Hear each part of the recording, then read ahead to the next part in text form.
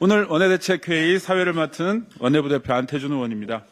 제72차 원내대책회의를 시작하겠습니다. 먼저 한병도 원내대표님의 발언이 있겠습니다. 오늘 우리는 대한민국 사법정의의 물줄기를 바로잡는 역사적인 항해의 마지막 종착지에 서 있습니다. 70년 낡은 기득권의 사슬을 끊어내고 오직 국민을 위한 사법질서를 확립하라는 주권자의 준엄한 명령을 받들겠습니다. 오늘은 검찰의 시대를 끝내고 국민의 시대를 여는 역사적인 날입니다. 지난 2달간 6차례에 걸친 의원총회와 쉼없는 공청회, 당 지도부와 행안위, 법사위 의원님들, 그리고 정부가 밤낮없이 이어온 치열한 소통은 수기 민주주의의 저력을 증명하는 시간이었습니다. 이재명 대통령께서도 중단 없는 개혁을 향한 방향을 다시 한번 제시해 주셨습니다. 수사와 기소의 완전한 분리, 검사의 직접 수사권 폐지라는 길은 이미 국민과 약속한 국정과제이며 결코 후퇴할 수 없는 정의의 길입니다. 우리는 기존 정부안에 대한 긴밀한 당정협의를 거쳐 정부가 제2법 예고했던 안을 이미 당론으로 채택한 바 있습니다. 이후에도 수기를 더해 단일 합의안을 수전 당론으로 재가결하여 당의 모든 역량을 하나로 결집해 나가겠습니다. 입법 과정에서 우리 민주당은 국민의 목소리를 담아 책임 있게 내용을 조정하고 보완해 왔습니다. 수사 기소의 완전한 분리라는 본질을 잊고 명칭의 유지 여부나 재임용 방식 같은 일부 논쟁으로 개혁의 큰 물줄기를 돌리려 해서는 안 됩니다. 민주당은 후퇴라는 가짜 프레임을 정면으로 돌파하겠습니다. 합리적인 우려들 모두 우리 민주당은 수기의 용광로에 더 단단하고 정교한 법안으로 녹여내겠습니다. 이제부터는 행동의 시간입니다. 민주당은 오늘 오후 의원총회에서 수정 당론을 가결하고 즉시 행안위와 법사위, 법안 소위를 열어 상임위 통과를 시도하겠습니다. 이어 18일 양상임위 전체 회의에서 중대범죄수사청 설치법과 공소청법 의결을 마무리 짓고 19일 본회의에서 최종 상정하여 대한민국 사법정의의 새로운 장을 열겠습니다. 국민의힘에도 엄중히 다시 말씀드립니다. 만약 필리버스터를 동원해 개혁의 발목을 잡으려 한다면 우리는 주저없이 국회법에 따른 토론 종결로 법안을 처리할 것입니다. 역사의 수레바퀴를 거꾸로 돌리려는 어떠한 시도도 결국 주권자의 분노 앞에 직면하게 될 것임을 경고합니다. 더불어민주당은 한치의 타협 없이 머뭇거림 없이 치밀한 개혁과 결집된 의지로 본회의 통과라는 마침표를 찍도록 하겠습니다. 이재명 대통령께서 기초연금 부부 감액제도의 개선 필요성을 강조하셨습니다.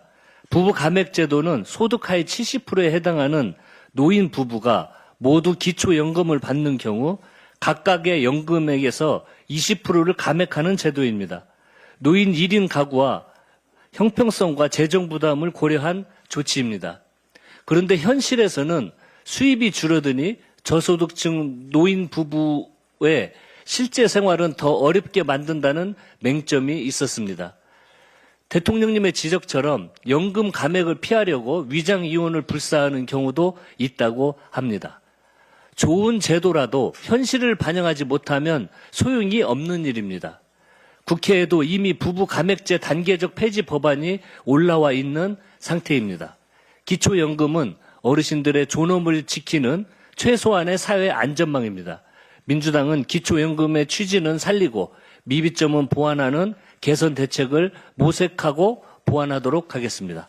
이상입니다. 네, 다음은 한정혜 정책위 의장의 발언이 있겠습니다. 정부가 신들러 홀딩스와의 투자자 국제 투자 분쟁에서 승소했습니다. 한국 정부가 신들러를 차별하지 않았기 때문에 배상 책임이 없다는 것이 국제상설중재재판소의 판단입니다. 2018년 제기된 이래 8년 만에 얻어낸 집념의 승리입니다. 마지막 순간까지 최선을 다한 모든 관계자 여러분께 정말로 수고하셨다는 말씀 드립니다. 최근 국내 외국인 직접 투자가 꾸준히 증가하면서 우리 정부에 대한 국제 투자 분쟁도 증가하고 있습니다. 최근에는 국가 간 분쟁까지도 이러한 국제 투자 분쟁 제도를 통해서 우회적으로 해결하려는 추세가 강화되고 있어서 이에 대한 꼼꼼한 대응이 필요합니다. 이번 승소의 경험을 자산 삼아서 현재 대통령 훈령으로 운영되고 있는 국제 투자 분쟁 대응 체계를 법률화할 필요성에 대해서도 검토해야 합니다. 또한 국제 투자 분쟁을 예방하고 효율적으로 대응하기 위한 전문 인력의 양성, 로펌 선임과 중재 비용의 예납 등에 대비한 특별 기금의 설치도 고려해봐야 할 것으로 보입니다. 국민과 또 국가와 국민의 재산을 지키는 일에 한치 소홀함도 빈틈도 있어서는 안 될 것입니다. 중동 상황으로 인한 민생 경제 파장을 최소화하기 위한 추경 편성 속도는 매우 중요합니다. 고유가에 따른 유류비 부담, 에너지 취약계층, 서민, 소상공인, 농어민, 수출 피해 기업 등 민생 경제 전반의 상황을 꼼꼼히 살펴서 세부적인 내용을 정밀하게 마련해야 할 것입니다. 추경을 비롯해 정부 여당은 민생경제 안정에 총력을 다하고 있습니다. 29년 만에 다시 부활시킨 석유 최고 가격제로 시행 닷새째인 오늘도 기름값 하락세가 지속되고 있습니다. 당정은 지난주에 이어 어제도 중동 상황 경제 대응 TF 회의를 열고 에너지 수급 안정, 물가 대응, 피해 기업 지원, 금융시장 안정 등 종합적인 대책 마련에 전력을 다하고 있습니다. 당과 정부, 기업 등이 민생 살리기에 힘을 보태고 있는데 국민의힘은 민생을 외면하고 있는 건 아닌지 우려스럽습니다.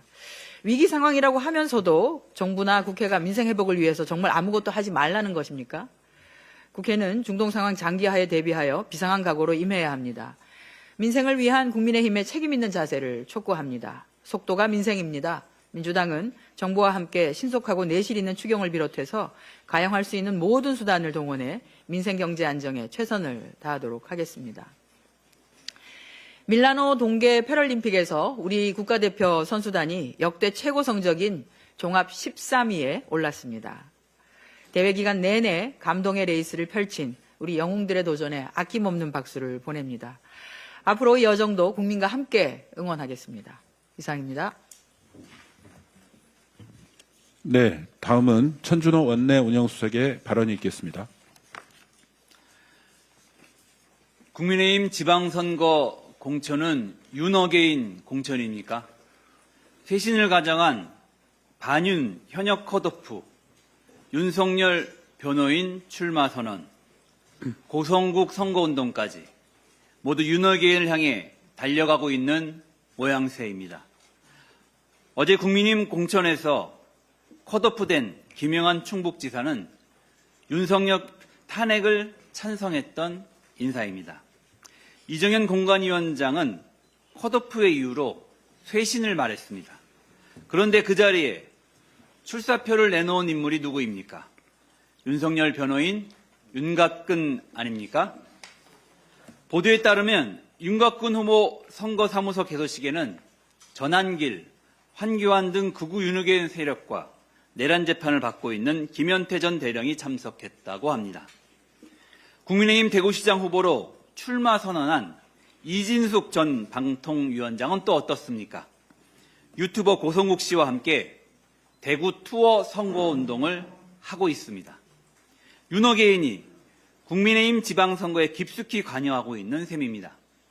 오죽하면 국민의힘 내부에서 이정현 공관위원장을 고성국이 추천했다는 주장도 있다는 폭로까지 나왔겠습니까? 지방선거용 절연쇼의 실체가 벌써 드러나고 있습니다. 얄팍한 기만으로 국민의 눈을 가릴 수는 없습니다. 지방선거 공천 잡음은 결국 국민의힘이 윤어게인 실체를 드러내는 과정이 될 것입니다. 오세훈 서울시장의 역정 사업에서 연일 하자가 발견되고 있습니다. 그런데도 서울시는 땜질식으로 사업을 강행하려 하고 있습니다. 서울시를 누더기 행정의 상징으로 만들 것입니까? 도대체 무엇을 위한 아집인지 납득할 수가 없습니다. 지난 3일 광화문 광장 감사의 정원 사업은 국토교통부로부터 공사 중지 명령을 받았습니다.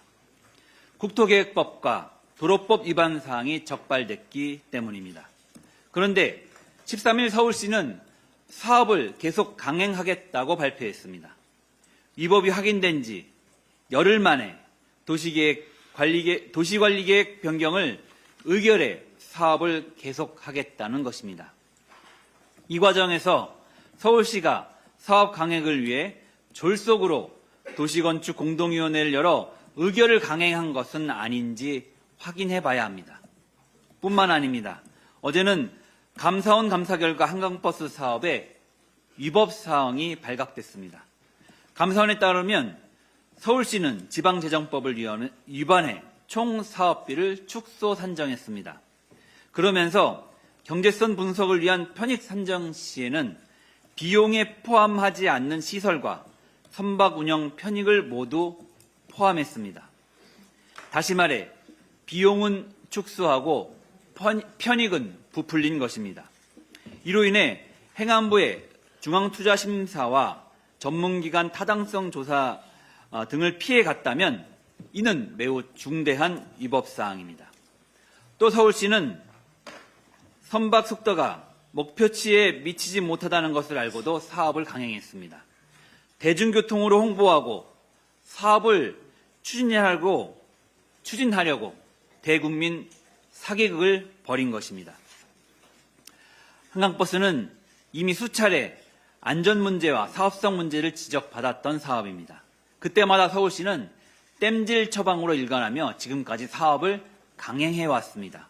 한밤중에 승객 82명을 수상해서 구조하는 최악의 안전사고를 내고도 제대로 반성하지 않았습니다.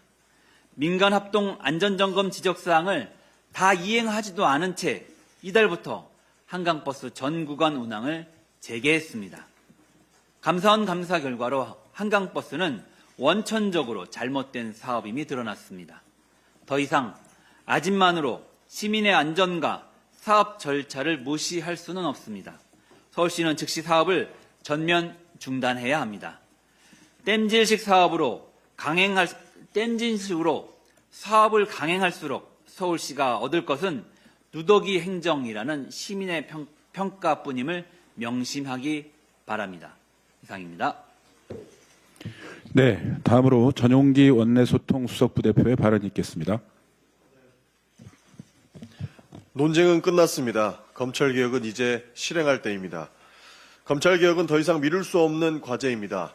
70년 동안 이어진 검찰 권한 독점 구조를 바로잡는 일이기 때문입니다.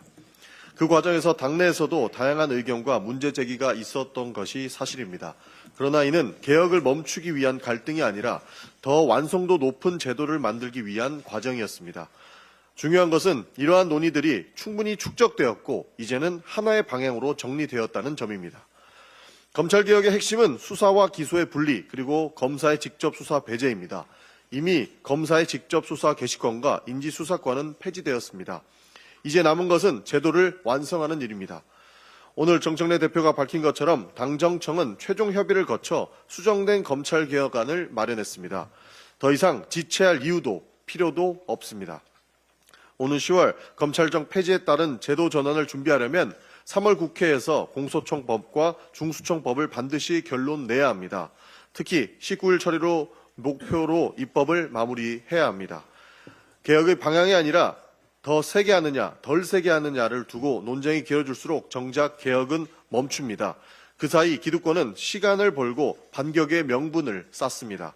우리는 이미 그런 실패를 여러 차례 경험했습니다.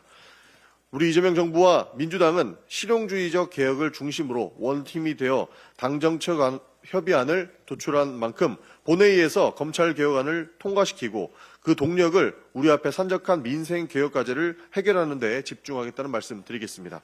집권 여당으로서 국민의 삶의 변화를 만드는 데 끝까지 책임을 다하겠습니다. 국민의힘에게도 한 말씀만 드리겠습니다. 조주빈 구제역을 앞세운 공포 마케팅 재판 소원의 왜곡을 멈추십시오. 국민의힘이 재판 소원 제도를 두고 또다시 공포 마케팅에 나섰습니다. 조주빈, 구제역 같은 극단적 사례를 끌어와 국민을 겁주고 있다는 겁니다. 그러니 이는 제도의 본질을 의도적으로 왜곡하는 일이 될 것입니다. 재판소원은 국민의 기본권을 더 두텁게 보호하기 위해 도입된 제도입니다. 법원의 재판이라 하더라도 헌법을 위반했다면 헌법적 심사를 받을 수 있도록 하자는 겁니다. 이것이 민주주의 국가에서 이상한 제도가 될 수 없습니다. 어제 장동혁 대표는 파렴치한 범죄자들이 재판 소원을 악용해 피해자들이 불안에 떨고 있다라는 식의 주장을 펼쳤습니다. 이는 우리 사법체계의 엄격함을 모독하는 발언입니다. 대한민국 법원과 헌법재판소는 범죄자의 단순한 꼼수에 흔들릴 만큼 허술하지 않습니다. 오히려 국민의힘이 이런 태도로 범죄자들에게 악용할 수 있다는 헛된 희망을 심어주는 꼴입니다.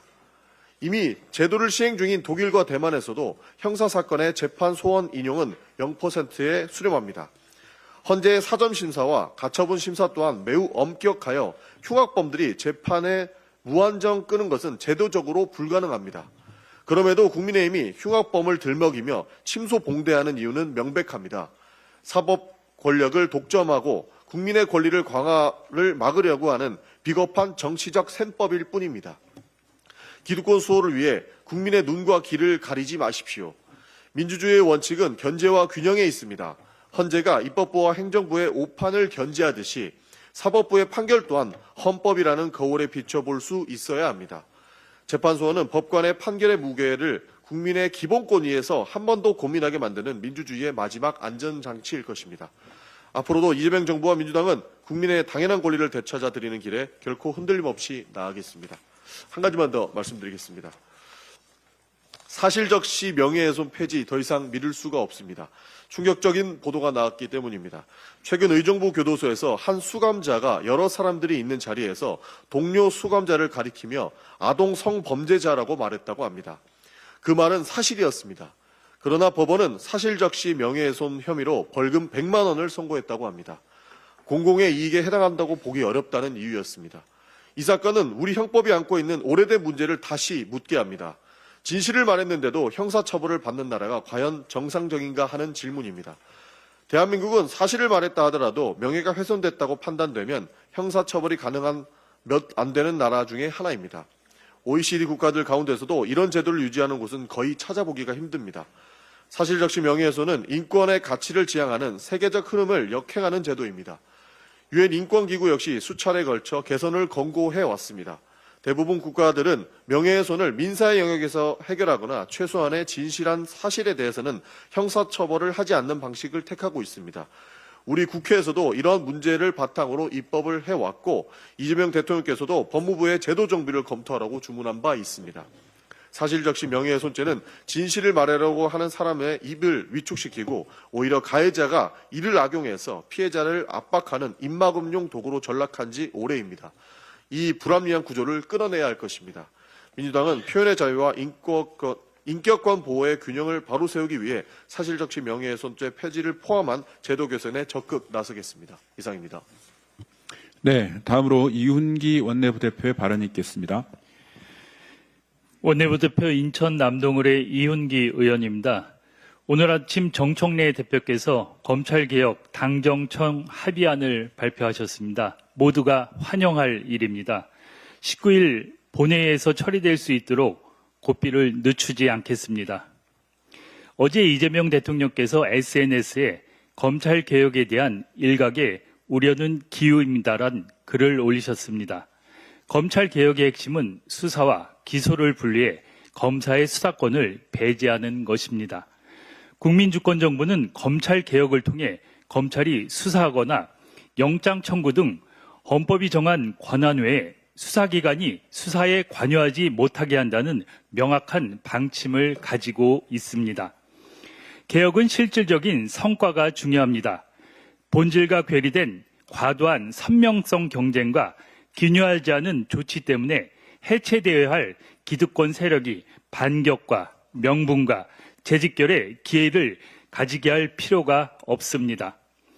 과잉 때문에 결정적인 기회를 놓치고 결국 기득권의 귀환을 허용한 역사적 경험을 상기해 볼 필요가 있습니다.